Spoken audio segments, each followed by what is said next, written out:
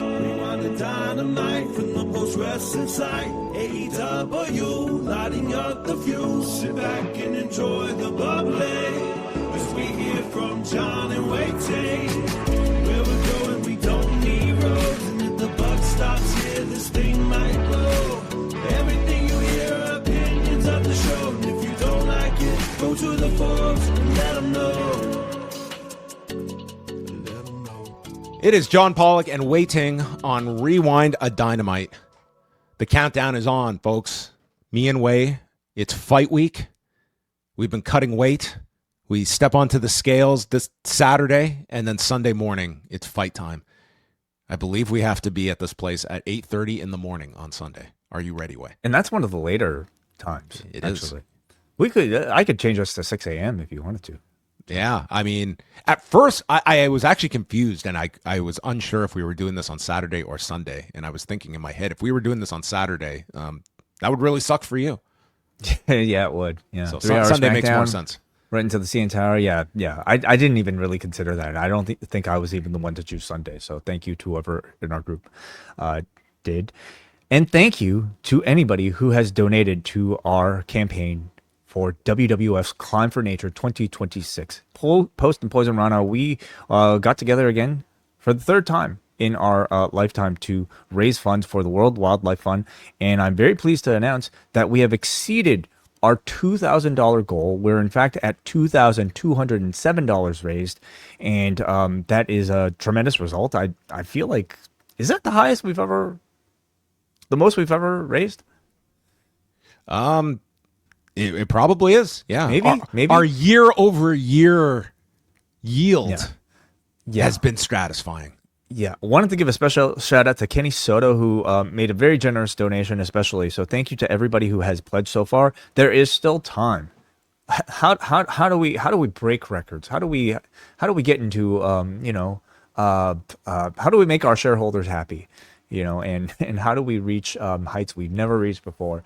We still have 4 days to go before Sunday. So go to postwrestling.com/climb if you want to help us as we support the World Wildlife Fund, which is a great cause, of course, for nature. And we'll let you know how we did on Monday, I guess. We attack 1,706 steps. Yeah. Mm-hmm. All right. Also want to make mention that it is we are coming up on the month of May, and just some highlights. First of all, I want to give a big thank you to everybody. We had a really great month on the site. Of course, a lot of that was focused around WrestleMania coverage and such, but both on the website, on the Café. It was a really, really great month, so we're obviously hoping to keep that up in May. So we have loaded up the schedule for our Café members. We just released the free edition of our Hulk Hogan Real American Episode 1 review, so that everyone has a chance to listen to that. The remaining reviews that is available on our free tier over at patreon.com/postwrestling. So you can find that by just signing up for a free account. If you don't have to pay anything. You just have to sign up for an account. You can download that show, stream it, whatever you want for free. The rest of the month, we will be doing the rest of our reviews of the Hulk Hogan series. We're going to be going to the movie. Well, we're going to be going to our streaming devices to watch Louis Theroux Inside the Manosphere. This was narrowly beat out by Spring Stampede 1994. So we are going to do a special review of Inside the Manosphere this month. And plus, Rewind-A is covering WCW Super Brawl 2 and the very first TakeOver Brooklyn from 2015, which was almost 11 years ago. I'm also going to be doing Sasha versus Bayley. That is right, yes. I'm also going to be doing a show on the Rousey-Carano fight on Netflix. So that is coming up on May the 16th. And we've got all the regular shows, the XL editions of Rewind, a Raw, Dynamite, SmackDown, Collision Course, MCU Later, which is getting ready for the finale of Daredevil Born Again Season 2, which has been exquisite this season. Yeah, really? I'm all caught up. I'm still waiting for your appearance on the show, John. Well, it's a little too late. So yeah. I don't think I'll be able to make it this season, but maybe season 3. Also, reviews of Wrestling Dontaku coming up with Karen and Bruce. Super Card of Honor with Bruce and Kate from Montreal. A very rare but tremendous pairing. Talking about Ring of Honor. I'm very much looking forward to that one. So all of that plus Collision Course every single week with Kate from Montreal and a rotating panel of guests. And access to the entire Post Wrestling Cafe archive. Everything we've ever talked about on these bonus shows or these on anything is yours for as little as, well, $8 a month if you're a regular member. But because of the success of our promotion last month, I am keeping our 50% off for new members sale for this month. So if you're a new member, if you have not signed up yet, consider going to postwrestlingcafe.com and accessing everything for as little as $4 a month for all of you. So tonight we're going to Fairfax, Virginia. You ever been, Way? Never. No. Well, tonight they were at the Eagle Bank Arena, and the final number from WrestleTix, they moved over 5,200 tickets. The final number was, let's pull it up here, 5,283, making this their biggest domestic TV of the year. And the only TV that would have topped this year was the Grand Slam Australia. So by AEW standards, this was a very good number for its TV.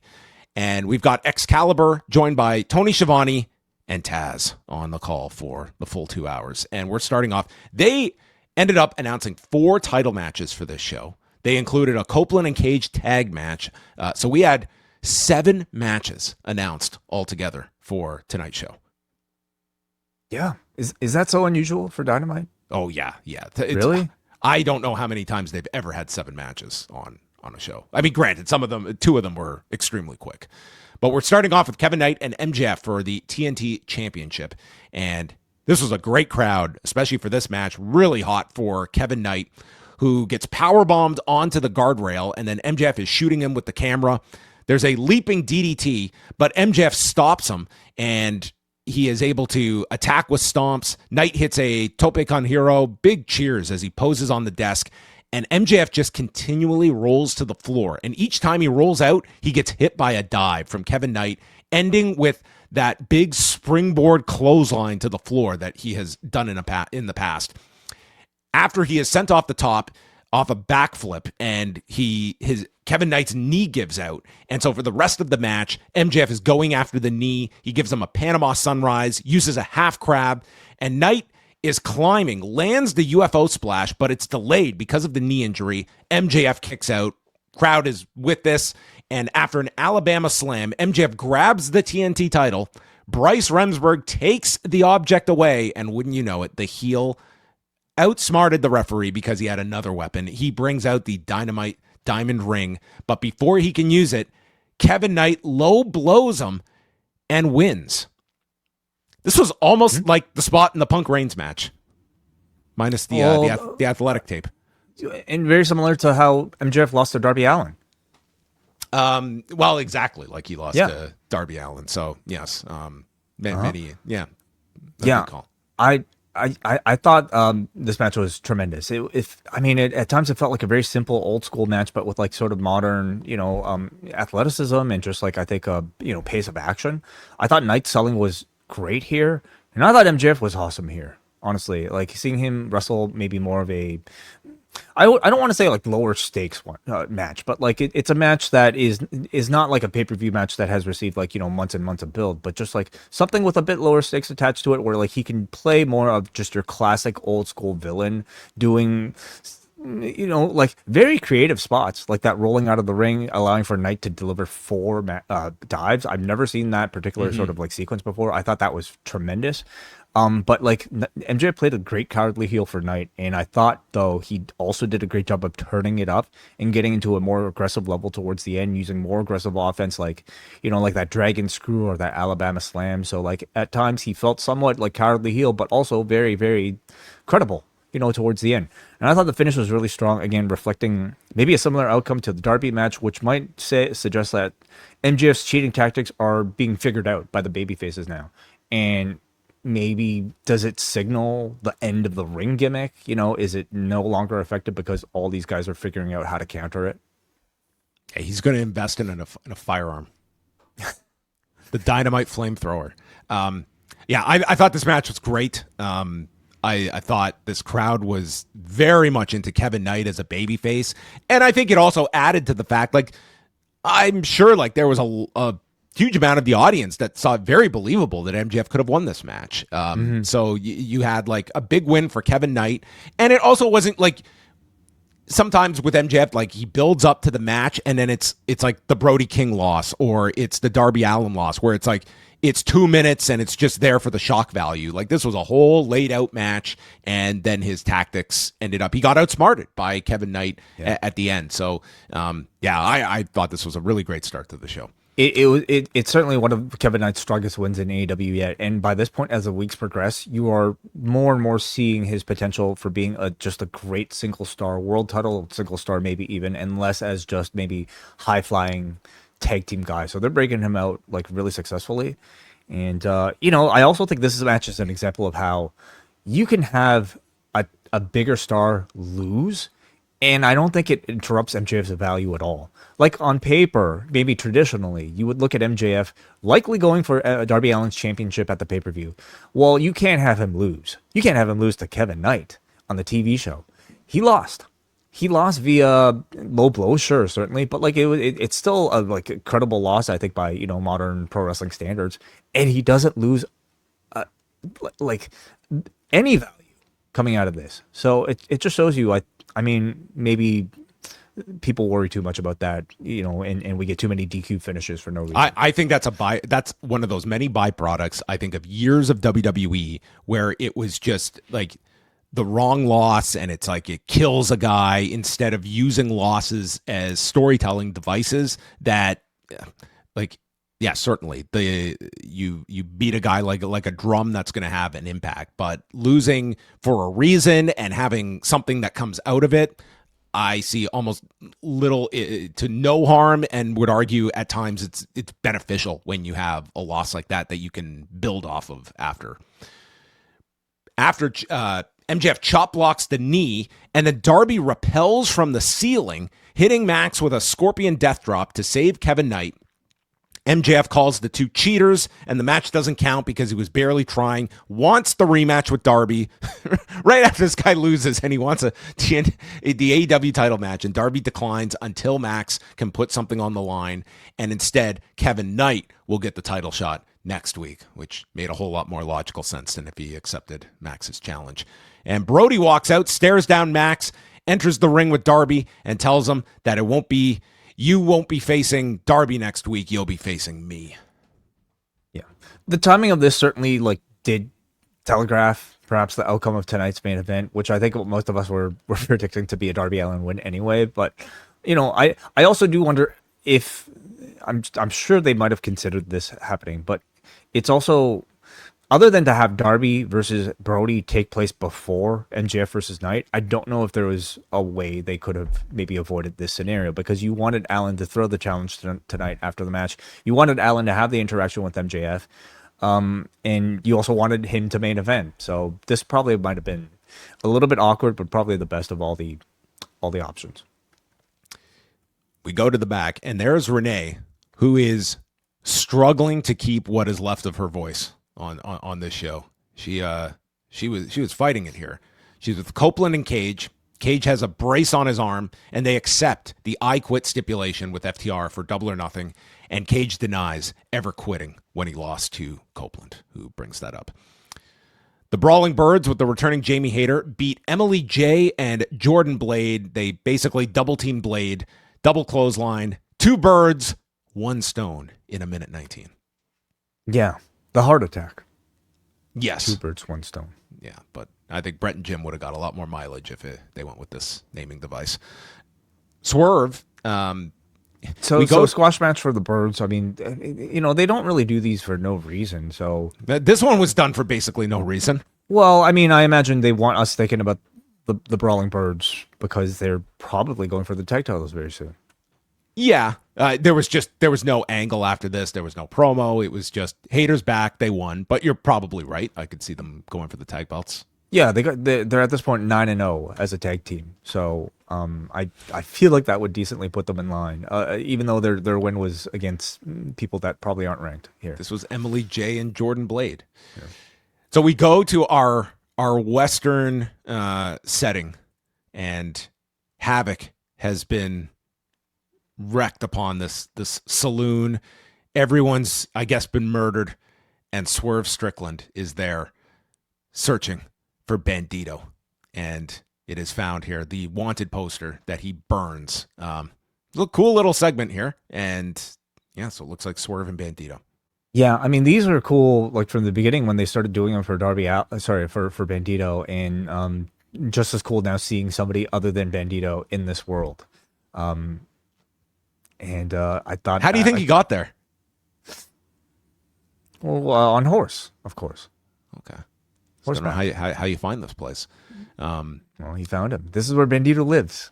Was this before or after the NFL draft that he attended? I would say in between. He should have brought Roger Goodell and Michael Keaton to this. Yes. Mm-hmm. This is, I believe this is Wild West City, a Western theme park in New Jersey. Oh, okay. Well, yeah, just look that up right now. You add New Jersey to the end of this, it kind of takes down the appeal a little bit, but okay. But a great way to essentially announce a match that we can maybe assume might take place at Double or Nothing. Or next week. Yeah, one of the two. Yeah, that too. Could be that too. So often we just watch these and we're like, oh, the pay-per-view. It's like, no, it'll be on TV in a week. Tekla and Sky Blue are backstage. Still no Julia Hart, who wasn't there on Collision either. And Tekla explains she'd love to stop calling all the women dumb bitches, but there's just so many dumb bitches here in AEW, and warns Jamie Hayter to stay in a tag team and away from me. I do. I mean, there's definitely an overuse of the word bitches, especially like by female wrestlers on American television. But adding dumb bitches kind of makes it original and unique, and I'm for it. Kazuchika Okada and Ace Austin for the AEW International Championship. I don't know if the crowd was as divided about the outcome of this one, but Juice Robinson is in the corner. I thought Austin worked well in this match. I mean, he's coming in as a relatively cold opponent, but he understood, like, it's not often that Ace Austin gets a 12-minute match on Dynamite. So he was going all out here. Unfortunately, we got a graphic mishap here as it popped up tonight. Still to come, the Brawling Birds in action. Oops. Okada's having two matches. I thought we were going to get, they just got warmed up.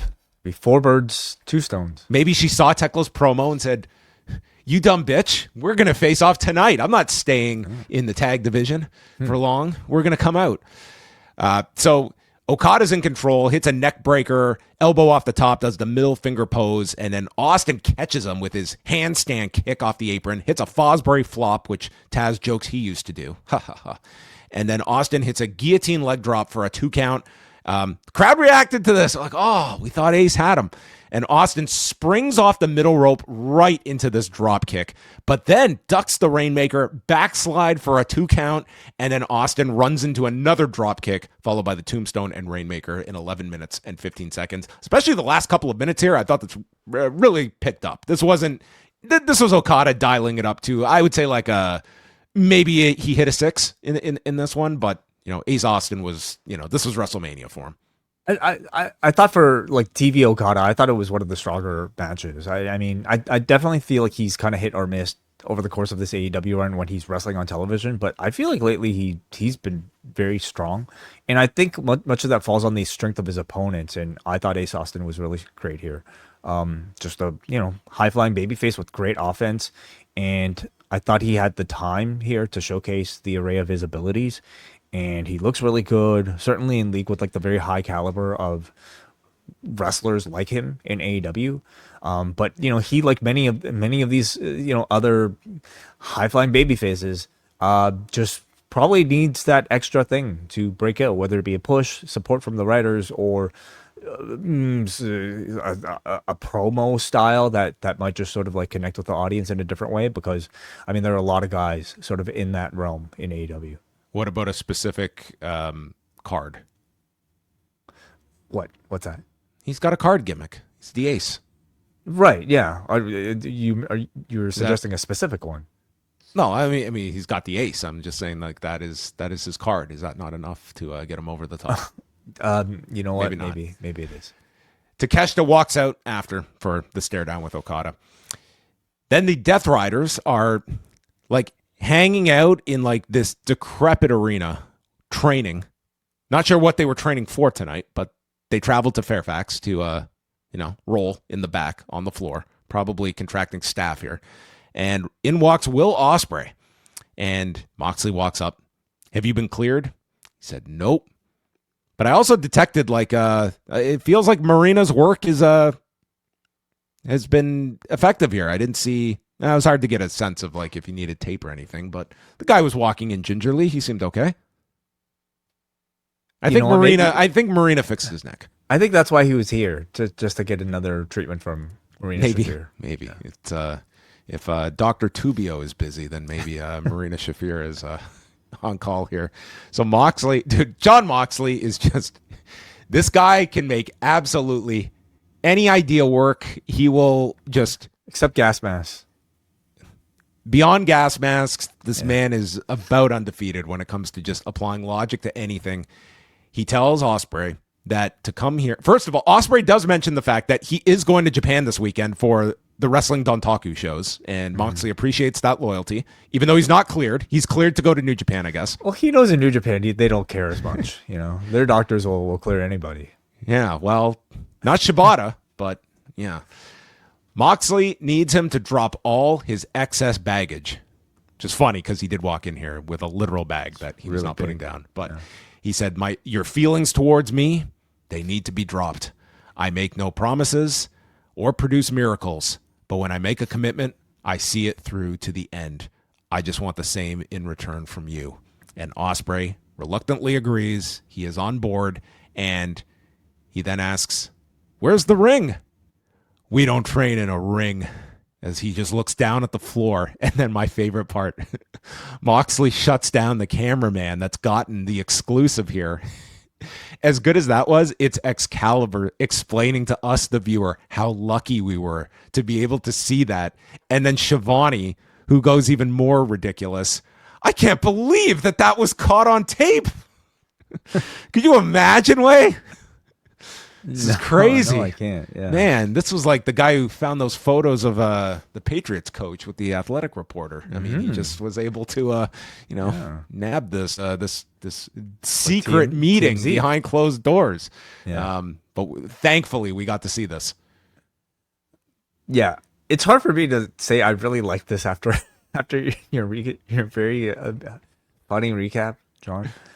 But I did really like it. I think the tone and vibe of it are great, and I think Mox and Ospreay's performances are perfect. Like, I'm very locked into the story to see where it goes, because it could be a Moxley Ospreay team up, Ospreay Death Riders, actual pairing, or it could of course lead to a feud, and or both. This could be like Ospreay, one of his first defenses could be, it's like Moxley calls in the favor once he leads him to the title. It's like Moxley beat Ospreay for a reason at Dynasty. I think you're absolutely getting that match back, but I don't think that has to be before All In. I think that could be something further, like that you have this attachment at least for this, like, rebuilding Will Ospreay to go on this title run. Yeah, I really want to see what like a John Moxley influence Will Ospreay looks like. What new wrinkle will we see him add to his game? As a result of all this, he just bleeds every match. A lot more. Of course, there was mention of the United Empire here, or at least allusions drawn to the United Empire, and I think that will continue to be a storyline over in Japan. Like Newman already sort of like teased Ospreay about it on Twitter. And about how he's now considering joining another group, and that you're probably going to leave Japan. It's a great reason for the United Empire program to go forward. Like, I think all of this makes sense, and like we'll see where this goes. Like, the purpose of this is to make Ospreay feel like you're to get him to like where we were with Hangman Page last year in the lead up to All In. And I think there's been a lot of dissent about like the heavy emphasis on all the next stuff, and I like, I feel they've gone a little too far with the neck stuff, and this hopefully like kind of reels it in and gets Ospreay into the position they need him to be in. Mm-hmm. Copeland and Christian Cage against Trent Beretta and Rocky Romero. So FTR Stokely come out for commentary. They work over Trent, and then the conglomeration appear in the crowd. They've got popcorn, and they deck Stokely and brawl with FTR through the crowd, eliminating them from ringside. They attack Cage's arm by swinging it into the post, and then they worked over Cage for an eternity. Rocky Romero is putting him in various arm bars. Then he blocks a tornado DDT, and he makes the tag to Copeland, who comes in, hits an impaler DDT. They run him down, and they tease strong zero when Cage breaks that up, and Copeland misses a spear. Trent rolls him up, grabs the rope, and Rick Knox catches him. And then Trent runs out of the corner. Cope pops him up into the air for a spear by Christian Cage, and they win in 12 minutes and 43 seconds. Cage then rips off the piece of the chair for Copeland to apply the crossface onto Trent and forcing Trent to yell, "I quit." And Cage stating, "I will never say I quit, you little bitch." Poor Trent. Yeah, poor Trent. Kind of what I felt after all this, but you know, there are guys that need to be in these sort of positions, and Roppongi Vice and thereby Trent are kind of there right now. But I thought it was a good match. You know, it was a chance to see a bit more of Cope and Cage's like current chemistry against a seasoned modern team like RPG Vice, and I thought they looked good. You know, so yeah, like a decent way of drawing some interest and building a bit of aggression. But I do, again, like in this moment, I felt less that like Cage and Cope were cool, and I actually just kind of felt more sympathy for. Didn't you? Like the same. For Trent Beretta here. The same. I was going to say at the end of this, like, I didn't feel like these were like these baby faces that you're rooting for. It's like, these guys are kind of assholes in this whole thing. They could barely get on. Like, when was the last time Trent was on a pay-per-view? You know, and here he is, you know, like just being made an example of by Adam Copeland, and then Cage, you know, calling him a bitch or something. Yeah, like Cage is still the Cage character, but they also had Cage grabbed one of the tag belts, and Copeland wore the popcorn box on his head. It's kind of gross. Mm-hmm. There's probably butter in there and stuff. Yeah, I mean, it's kind of disgusting. And then in a very clearly obvious pre-tape, because Renee's voice was magically cured here. She's with Chris Jericho, and he's reacting to his second loss to Ricochet, and she asks if the Rico salt is better than the lion salt. And he said, usually imitation is the greatest form of flattery, but I'm not flattered by this. And the demands show up, but this is serious Ricochet, and they beat the shit out of Jericho here. Says, no more jokes, and Jericho gets out, "Eat shit, bald." And they throw him into a table. Ricochet then backflips off this piece of equipment, landing on his feet because he tells Jericho, "You're not even worth it."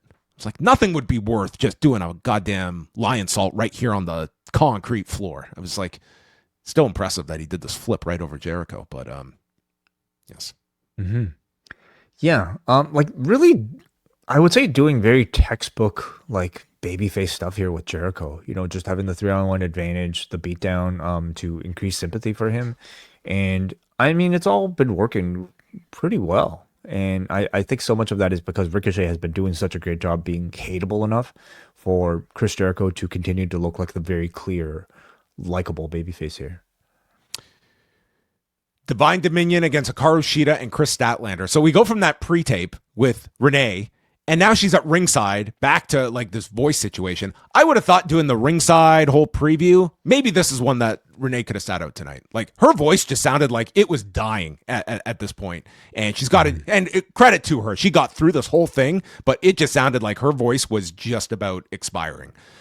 So Shida tries to use a kendo stick, and Statlander prevents her from using it, but in moving her away, Bane runs her shoulder into the post. And then Shida kicks Statlander in the stomach, and it's like the crowd thinks she's turning on her, but it's just using Statlander as a weapon to snap suplex her into Megan Bane. So the match continues. They had the heat on Chris for a long time. She uses a double Rana and a discus lariat, making the tag to Shida. And Shida drills both members of Divine Dominion with a sliding knee. And then she is hit with Bane hits a running boot into a German suplex. That removes Statlander. And from there, they hit the double choke slam, and Lena Cross ends up getting the win here. 12 minutes, 29 seconds they go. Strong match, especially those last 5 minutes. I think Divine Dominion are just awesome. Like they're pretty strong in almost every department. Great presence, great in ring. I think their promo probably is something that might need a little bit more elevation. But I think like as far as everything goes in ring, I've just been so impressed by them as a team. I think it's the best that Megan Bayne has looked so far. But I'm especially impressed by Lena Cross, who really feels like she's kind of come out of nowhere and feels so fitting of this like pretty prominent role on the show. So man, they're both tremendous, and I thought Cheetah and Stat in ring, they looked very strong here. I like these two together as a team. I'm into this Cheetah character that she's doing. It's something for Statlander. I like these two. Like watching this, it's you've got these two teams, you've got the Brawling Birds. It's not the most expansive women's tag division, but I do like these two together, and it was an enjoyable match, and the audience was into this as well, and they got plenty of time here too. Renee interviews Andrade with Callis, and MJF walks in and says that Andrade has ruined this company because of losing to Darby, and now he's the champion. Callis has to play peacemaker, calming them down, telling Andrade, "You're my money man," but MJF is the money man. So he's trying to keep these two from coming to blows, which this obviously is going to lead to something with these two. So Andrade's entire interaction here with MJF only consisted of him saying, "How you know," which is at this point it had to kind of become a meme attached to Andrade from his first AEW run, just through something he said in a promo to Tony Schiavone. And so he based his entire script here based off of just saying "how you know," which I thought was used tremendously. And I don't know, like again, it just maybe illustrates the world of difference between this run and the prior run, where that "how you know" thing might have been the most notable thing he did, actually. Coming off of that first run, here he was able to own it and actually used it to create, I think, a pretty strong antagonistic moment with MJF, as MJF just got increasingly more pissed at him, essentially like a little child saying, "Well, why?" And MJF sold it incredibly well, so I thought this was great. Roosh took on Steven Fuerte. Guess what? Finally. Not a good night for Steven Fuerte. We get the mention here that Mike Mansouri, their director, just had twins. Congratulations. Good luck. Good luck, dude. Oh my God. That's a tall task, man. Forearm smash by Roosh into the barricade, bull's horns, and he wins in 1:39. And they're really trying to push like the crowd interaction of getting the, just chanting you mess with the bull, you get the horns. So yeah, Roosh gets I have to think this too was in service of, an incoming push for Roosh. Yes. Who do you think he'd be paired with? I mean, take your pick. They got like multiple, mid-tier championships here. Yeah, you Okada. You could go for Okada. You could go for Knight. He could go to Perry. Jack Perry. I was thinking really. Jack Perry as like maybe someone for Jack Perry. Or Knight. Yeah, that'd be tremendous. I also like these quick matches for Roosh. Like this is how you get Roosh over. Like it's not exactly like Obafemi, but like he should be just having these killer matches where he just comes out and murders guys quickly. Because it works really well for him, and if there's no rush to get this guy, no, pardon the pun, to that destination point, because the crowd's really into this guy. And so is he a babyface? I feel the audience is taken to him as that. Yeah, like I think does LFI even still exist anymore? Yeah, maybe in name only. Okay, but he is like crowds are reacting to him like he's a major babyface, and I wonder if that's just the clear direction for him. Renee speaks with the Ops, with the returning Samoa Joe, and they're here to reassert their dominance. Joe is now the speaker for the group once again, and Hook just had this look of, Dad's home, and caught me as I was having my Both of party. his dads are home. All of them are here. Yeah, Shibata's back. I meant Taz on commentary. Oh, okay. I thought, Shibata, Taz, they're all back. He states that Bowens has been undervalued and underestimated. And he said, so undervalued that we're not even going to finish the Max Caster program. The whole reunion of the Acclaimed and Billy, it's done. Okay, it's done. We're not wrapping that one up. He says Hook is going to capture the TNT title this Saturday against Jack Perry. And then he addresses Will Ospreay. And basically, they are stating, we had your back, and now you're joining the Death Riders, who are the opposition. So he's basically, we've got 3 different groups that are after Will Ospreay, if you include the United Empire. Well, he is he is somebody you would want to have on your team. I didn't know he was a free agent. Yeah. Maybe he could join all of them. Yeah. The funny part being Moxley was like, loyalty. I respect that. I was like, Ospreay ain't loyal to anyone. It doesn't seem like he's just a free agent. He'll just go from group to group. Well, he's not joining the ops. They just want him in there. Okay. Yeah. Yeah. If I was Will Ospreay, I feel like I'm going with the Death Riders very clearly. I'm sorry, but like Joe is great, and of course everybody individually, I think like it can be great, but the ops have done nothing. Like, what is this recruitment? Like, who has he recruited? He's recruited Anthony Bowens. Is that it? Like, you spent a month and you've just recruited Anthony Bowens, Might I be able to particularly drop off my resume, because I think that the ops would be very intrigued to sit down with me. I've got some grievances. We're good. No. FTR and Stokely have just left Tony Khan's office, and Stokely proposes next week a double Jeopardy match. How did this conversation go with Tony Khan? Like, hey, double Jeopardy. Hear me out, Tony. So next week, Orange Cassidy will face Dax Harwood. If Cassidy wins, he can pick a partner to challenge FTR for the tag belts. If Dax wins, him and Cash get a trios title shot, but not with Stokely as their partner. In walks Tommaso Ciampa, who chomped on something that was stuck in Stokely's beard. Popcorn. He's got popcorn dumped over his head. Oh, it's the residual from the popcorn. Yeah. I see. Okay. Well, that's kind of. What do you think it was? Just like I thought it was just something he like picked out of his beard. I didn't know what it was. I'm not examining the contents of this guy's beard, but I guess that makes sense with the popcorn. So yeah, sure. I mean, I don't think Tony needed that much convincing. He probably just thought it was a cool looking match, cool looking stakes. He's like, I got 3 hours next week. You guys can have 3 segments. He's working on the ROH tapings with 50 matches at the book. I mean, this feels very clearly like we're going to get FTR with Ciampa versus the conglomeration for the Trios Championship, and I'm very much looking forward to seeing what that looks like. It's been a couple weeks. I think these Trios belts, they need to change owners.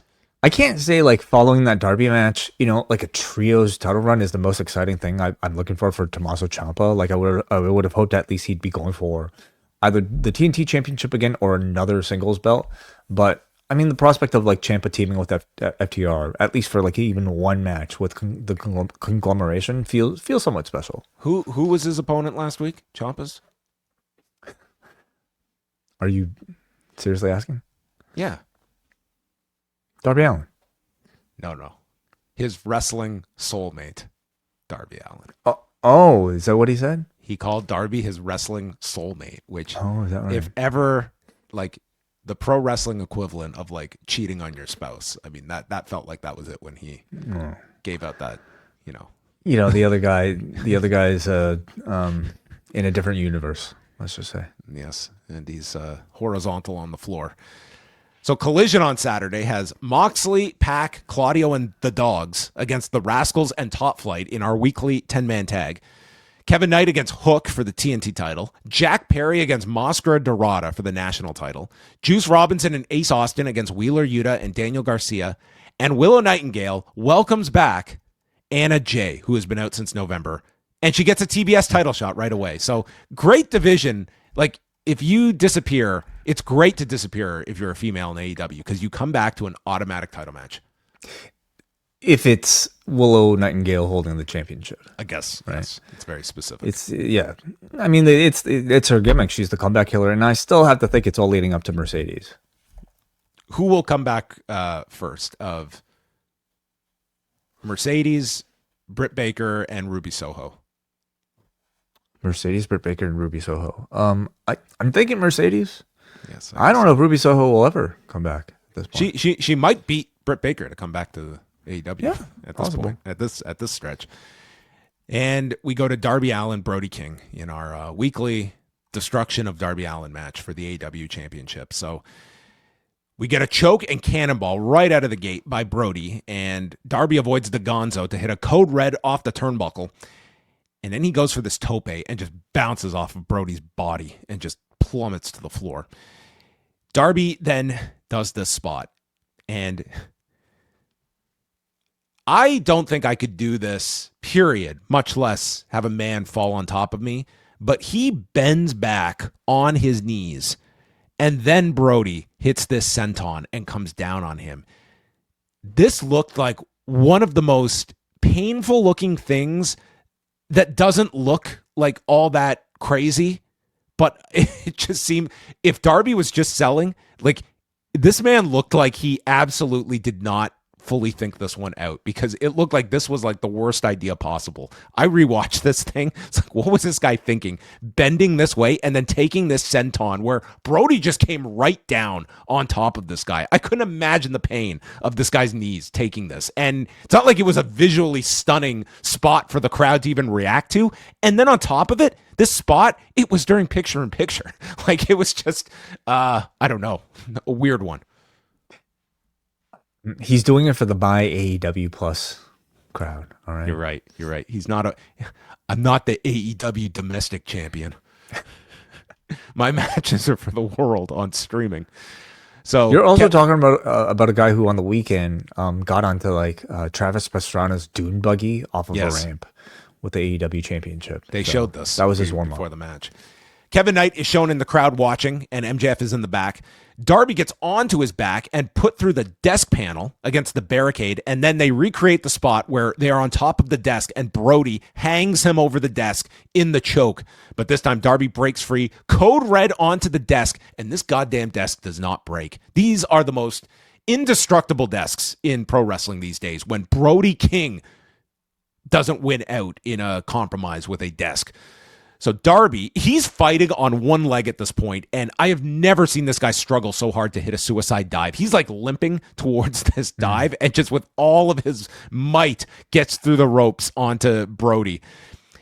King comes back, cannonball, lariat, another lariat, and then Darby is thrown over the top and crashes into a camera operator, drags the protective mat off the floor, exposing the concrete, and King flies through the barricade with a cannonball, missing Darby, and we know that there's going to be something insane on this concrete, and there is a power bomb to Brody off the edge of the apron onto the concrete floor. So Brody is just laying down here, and Darby climbs to the top, and he goes for this coffin drop to the floor. He comes down. It was like the sickest sounding thud you have heard. Like, there was no give to this. It was like Brody just, like, his body just absorbed this human. There was no cushion underneath. It was just concrete. This just looked sick. This coffin drop to the floor. And Brody is struggling to his feet. He rolls in at the count of 9 and gets hit with 2 more coffin drops as Darby retains in 16 minutes and 33 seconds. The two shake hands, and then Darby stares at Kevin Knight, teeing up next week's match. Everyone sees the storyline is like Darby is going to kill himself in this title run. I'm thinking that this guy legitimately wants to like hospitalize himself so that he physically cannot continue. I think that is the goal of this run, to be legitimately so physically wrecked that, and he got off to a great start tonight. Yeah. 2 weeks in a row now, he has delivered what you might consider certainly match of the night, maybe match of the week. I would say likely match of the week, perhaps. And I wonder if this one might get the 5 too. Last week's did with Ciampa. Like, could this be a run only consisting of 5-star matches? I feel like that is at least maybe what they seem to be aiming for in these incredible high quality, put everything out there types of TV matches that we're getting from Darby Allin now 2 weeks in a row. I felt like, like to me this felt like the best match these two have had together. And I thought it did a great job of continuing to convince you that Darby, as a small guy, can legitimately beat somebody as big as a Brody King. And that's through his speed, his intensity, and his unwillingness to give up. As great as he's been throughout his entire AEW run, in these matches, this one and last week, it really does to me feel like we're seeing a different level of Darby Allin here. And I think, man, Kevin Knight has a lot to live up to. He's gotten a lot of pressure because these two matches have both been outstanding. They gave everything they had, and it was among the best I've seen Brody King. He felt very like Gunther-like in this match. In certainly those chops, I don't think they've ever sounded better from him.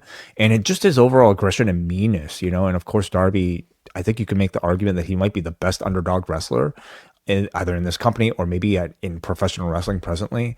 So, just outstanding.